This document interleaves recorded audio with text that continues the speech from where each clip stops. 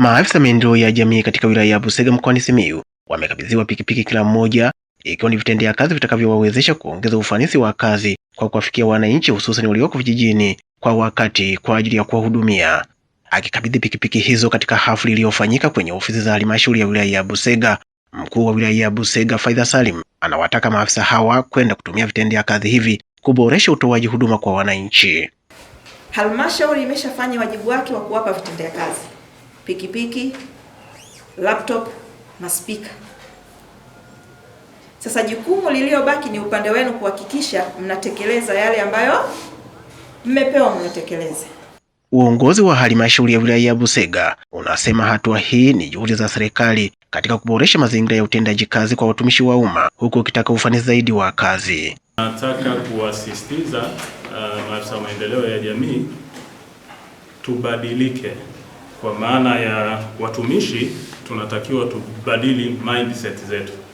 Yawezekana maafisa maendeleo ya jamii tuko tunafanya kazi kwa mazoea, lakini ukiangalia majukumu yenu mnahusika karibu katika sekta zote. Mkazunguke kwenye vijiji, muwaelimishe wananchi juu ya mikopo hii, lakini pia na usimamizi wa mikopo iliyokwisha kuchukuliwa. Milioni 576 sasa hivi ziko kwa wananchi. 10% ile imeenda kwenye mikopo ya wananchi. Kwa wasimamizi wakubwa ni nyinyi.